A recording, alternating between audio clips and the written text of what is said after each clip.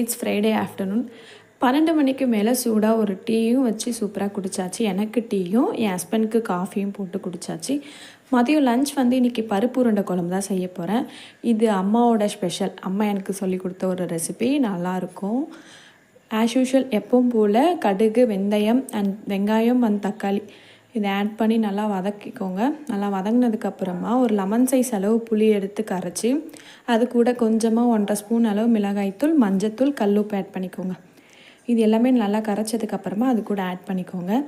கடலப்பருப்பு வந்து ஒரு 2 ஹவர் முன்னாடி ஊற வச்சு நல்லா அரைச்சி எடுத்து வச்சுருக்கேன். தண்ணி ஊற்றாமல் கட்டியாக அரைச்சிக்கோங்க. அது கூட கொஞ்சமாக வெங்காயம், சால்ட் ஆட் பண்ணிக்கோங்க. கருவேப்பிலை அண்ட் கொத்தமல்லி கூட ஆட் பண்ணிக்கலாம். குழம்பு நல்லா ஒரு கொதி வந்ததுக்கப்புறமா அடுப்பை நல்லா சிம் பண்ணிவிட்டு அதில் கொஞ்சமாக இந்த உருண்டையை பிடிச்சி போடுங்க. உருண்டை வந்து நல்லா வேகணும். அதனால் அடுப்போட தீ வந்து சிம்லேயே வச்சுக்கோங்க. இது நல்லா கொதி வந்ததுக்கப்புறமா கருவேப்பிலை போட்டு இறக்கி